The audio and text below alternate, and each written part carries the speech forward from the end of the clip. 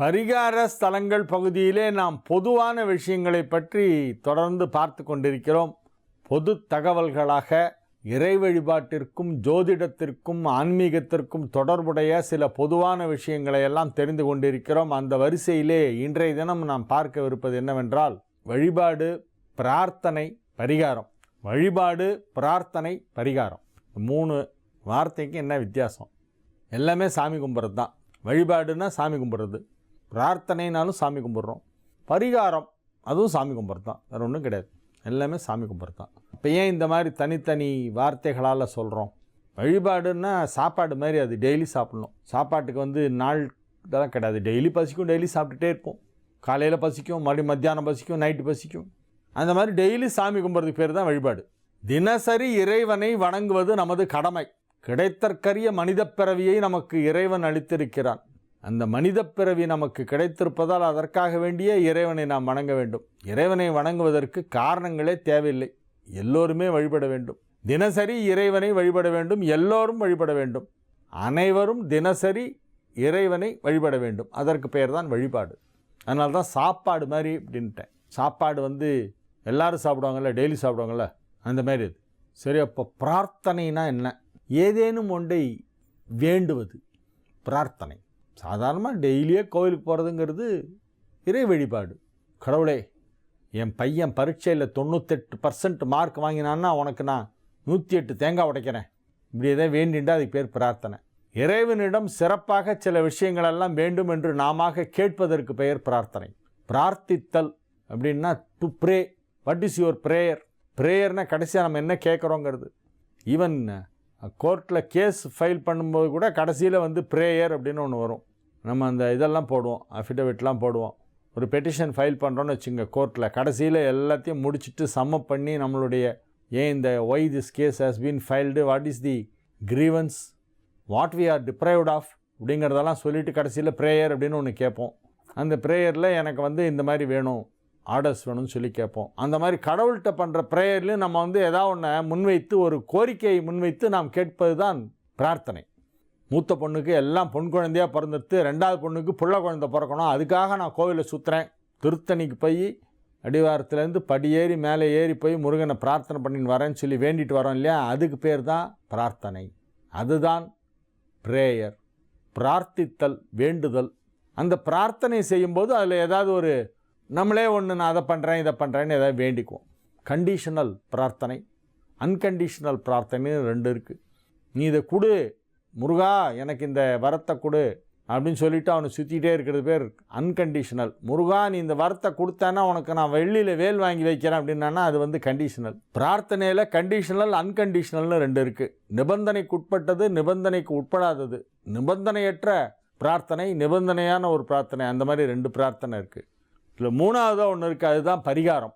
First சொன்னது வழிபாடு. வழிபாடுனாக்க daily சாப்பாடு சாப்பிட்ற மாதிரி, அது டெய்லி எல்லாருமே சாமி கும்பிட்டாகணும். பரிகார ஸ்தலங்கள் பகுதியிலே நாம் பொதுவான சில தகவல்களை எல்லாம் பார்த்து கொண்டிருக்கிறோம். ஜோதிடத்திற்கும் ஆன்மீகத்திற்கும் தொடர்புடைய பொதுவான விஷயங்கள், அனைவருக்கும் அனைத்து காலகட்டத்திலும் பயன்படக்கூடிய விஷயங்களை எல்லாம் இந்த நிகழ்ச்சியிலே பார்த்து கொண்டிருக்கிறோம். அதிலே இன்றைய தினம் இந்த நேமாலஜி, நியூமராலஜி, ஆங்கில தேதி இதெல்லாம் வச்சு ஜோசியம் பார்க்குறது எனக்கு கொஞ்சம் கூட அதில் நம்பிக்கையே கிடையாது. என்னை பொறுத்தவரை அது அப்படிலாம் ஒரு ஆலஜிலாம் கிடையவே கிடையாது. A1, B2, C3 போட்டு டோட்டல்லாம் போட்டு டோட்டல் 41 வரணும், 36 வரணும், 54 வரணும் அப்படின்னெல்லாம் சொல்லி அதுக்காக வேண்டி பேரில் சம்மந்தமே இல்லாமல் சில ஆல்ஃபபெட்ஸ் எல்லாம் கொண்டு நடுவில் சேர்த்து 3A போடுறது, 4A போடுறது. கார்த்திக் அப்படின்னு போட்டு KAAARTHIK அப்படின்னு போட்டேன். என்ன 3A போட்டிருக்கேன் அப்படின்னு. இல்லை சார், நியூமராலஜிக்காக போட்டேன் சார். பாவமாக இருந்தது அவங்களெல்லாம் பார்க்கும்போது. அதாவது ABCDலாம் அவ்வளோ சக்தியாக நம்ம தலையெழுத்தெல்லாம் மாற்றிருமா. எவ்வளோ ஒரு கேலி கூத்தில் தமிழ் மொழியை இதை விட கேவலப்படுத்துறதுக்கு யாராலையும் முடியாது. தமிழை கேவலப்படுத்தணுன்னா அதுக்கு நேமாலஜியை பற்றி பேசுகிறாங்களே, அவங்கள பேச சொன்னால் போகிறோம். தமிழ் மொழியை இழிவுபடுத்திட்டு போயிடுவாங்க. என்ன சார், இந்தியாவில் எவ்வளோ மொழிகள் இருக்குது. மிக பழமையான மொழிகள் என்னெல்லாம் அப்படின்னா தமிழும் சம்ஸ்கிருதமும். 10,000 ஆண்டுகளுக்கு முற்பட்ட மொழிகள் இது 2 தான். அதுக்கப்புறம் மற்றெல்லாம் வந்திருக்கு. அந்த மொழியில் தான் எல்லாரும் பாடியிருக்காங்க. மகான்களெல்லாம் தமிழில் பாடியிருக்காங்க. ஸ்ரீரங்கத்தில் தமிழ் முன்னால் செல்லும், பெருமாள் அதை துரத்தி கொண்டு பின்னால் செல்வார். 4000 திவ்ய பிரபந்தத்தை கேட்பதற்காக விரைந்து செல்வாராம். பிரபந்த கோஷ்டிகள் முன்னால் போகும், அதன் பிறகு பெருமாள் பின்னால் வேதம் வரும். பெருமாளை தேடிக்கொண்டு வேதங்கள் செல்கின்றன, தமிழை தேடிக்கொண்டு பெருமாள் செல்கிறார். அவ்வளோ உயர்வானது தமிழ். 63 நாயன்மார்களின் வரலாற்றை படித்து பாருங்கள், எப்படியெல்லாம் தமிழ் சிறப்பித்து பேசப்பட்டிருக்கிறது. 12 திருமுறையையும் படித்து பாருங்கள். 12 திருமுறையிலே தமிழ் ஞான சம்பந்தன் அவருக்கு பெயர். நம்மாழ்வாருக்கு தமிழ் மாறன் என்று பெயர். நம்மாழ்வாருக்கு 24 சிறப்பு பட்ட பெயர்கள் உண்டு. அதிலே தமிழ் மாறன் அப்படின்னு ஒரு பெயர். அவர் ஞானசம்பந்த பெருமானுடைய தமிழ் இசையை கேட்பதற்காக இறைவன் ஓடி வந்தானாம். அவர் கையால் தாளம் போட்டுருக்கார். ஐயோ, குழந்தை கை வலிக்க போகுதுன்னு தங்கத்தில் தாளம் கொண்டு வந்து கொடுத்தாராம். கோவில் வளாகத்தில் ஈசன் அசரீரியா, அங்கே தங்கத்தாளம் இருக்குது, எடுத்துக்கணும், தங்கத்தில் ஜால்றான். அப்படியெல்லாம் இறைவன் தமிழுக்காக இறங்கி வந்திருக்கிறான். இன்றைக்கி என்னடான்னா ஏபிசிடியில் ஏதோ சேஞ்ச் பண்ணால் தலையெழுத்து மாறுமா? அது எப்படிங்க மாறும்? இப்போ வெள்ளைக்காரன் வரத்துக்கு முன்னால் நவகிரகம்லாம் என்ன பண்ணிகிட்டு இருந்தது? என்கிட்ட ஒருத்தர் சொன்னார், அதெல்லாம் ஒரு சின்ன கரெக்ஷன் பண்ணாலே எல்லாத்தையும் மாற்றிடுறாங்க சார் அப்படின்னா. நான் சொன்னேன், அப்பா என் பேரை கே வெங்கட்ராமன் ஆர் வெங்கட்ராமன் மாற்றி என்னை ஏதாவது ஜனாதிபதி ஆக்கிறதுக்கு முயற்சி பண்ணுங்களேன் அப்படின்னேன். அவர் உடனே சிரிச்சிட்டார். அது என்ன சார், எப்படி சார் முடியும்? பின்ன எப்படி ஒரு இனிஷியல் மாறினா தலையெழுத்து மாறுமா? ஏபிசிடியில் ஏதோ ஒன்று மாற்றினீங்கன்னா உடனே அவர் எல்லாமே டோட்டலாக ஒரு ஆள் சேஞ்ச் ஆகிடுவாரா? வேப்ப மரத்தில் போய் மாமரம்னு போர்டு மாட்டிங்கன்னா அது மாங்காய் காய்க்க ஆரம்பிக்குமா? இயற்கையாக என்ன இருக்கோ அதுதானே. பிறக்கும்போதே நமது தலையெழுத்து முடிவாயிடுத்து. பிறக்கும்போதே நமக்கு தெரிஞ்சு போச்சு. கடவுள் எல்லாத்தையும் இதுதான் இவனுடைய டெஸ்டினி அப்படின்னு சொல்லி முடிவு பண்ணிடுறான். ஒருத்தனுடைய ஃபேட், ஒருத்தனுடைய டெஸ்டினி, தலையெழுத்து இப்படித்தான் இருக்கும் என்று இறைவனால் தீர்மானிக்கப்படுகிறது. வேணா பிரார்த்தனை செஞ்சு கொஞ்சம் வர துன்பங்களை குறைத்து கொள்ளலாம். பிரார்த்தனைகள் மூலமாக துன்பங்களை தாங்கக்கூடிய பக்குவத்தையும் அல்லது துன்பங்களை குறைக்கக்கூடிய சக்தியும் நாம் பெற்றுக்கொள்ளலாம். ஒழிய தலையெழுத்தை ஒட்டுமொத்தமாக மாற்றவே முடியாது. அதுலேயும் ஏபிசிடி தான் மாற்றுமா? அதை மற்ற மந்திரங்களுக்கு கூட அந்த சக்தி கிடையாது. ஏபிசிடியில் ஏதோ ஒரு சேஞ்ச் பண்ணி ஒரு நேமு டோட்டலில் மாற்றிடுவாங்கன்னா உடனே டோட்டலாக மாறிடுவார் அவர். அது எப்படி டோட்டலாக மாறுவார்? எனக்கு புரியல. எனக்கு இந்த கான்செப்டே புரியல. இது ரொம்ப அபத்தங்க.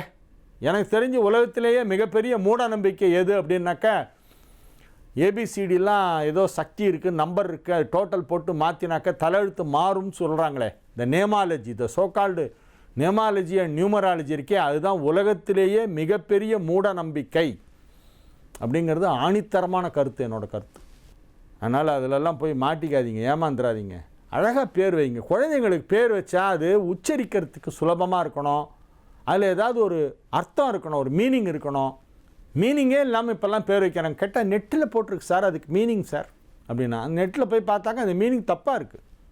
நிறைய நேம்ஸ் நான் அந்த மாதிரி போய் செக் பண்ணேன், தப்பாக மீனிங் போட்டிருக்காங்க. இந்திய மொழிகள் எதிலுமே இல்லாத ஏதோ ஒரு அர்த்தத்தை அவர்கள் போட்டு இருக்கிறார்கள். அதை நம்ப வேண்டாம்.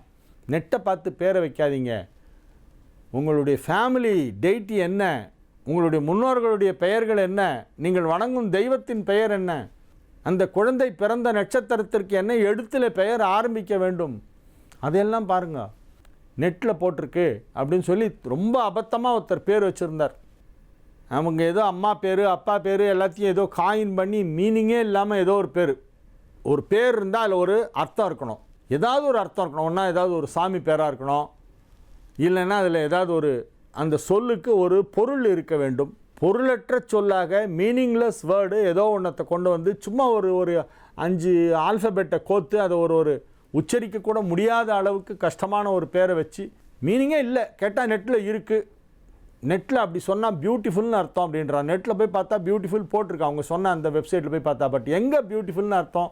நான் எல்லாம் தமிழ் இது அகராதி அப்புறமா சம்ஸ்கிருத டிக்ஷனரி எல்லாத்துலேயும் பார்த்தாக்கா அந்த மாதிரி ஒரு வேர்டே இல்லை. கேட்டால் நெட்டில் இருக்குதுன்னு பேர் வச்சுருக்கேன்றாங்க. அந்த மாதிரி அபத்தமாக பேர் வைக்கிறது முதல்ல விடுங்க. நல்ல பேராக வைங்க. குழந்தைங்களுக்கு பேரை நீங்கள் சுலபமாக உச்சரிக்கக்கூடியதாக இருக்க வேண்டும், சுலபமாக எழுதக்கூடியதாக இருக்க வேண்டும். அந்த பெயருக்கு ஏதாவது ஒரு மீனிங் இருக்கணும். ஏதாவது ஒரு சாமி பேராக இருக்கணும், இல்லைன்னா ஏதாவது ஒரு மீனிங் இருக்கணும். எந்த மீனிங்கே இல்லாமல், எந்த சாமி பேருமே இல்லாமல் ஏதோ ஒரு நேம் வைக்கிறாங்க இப்போது.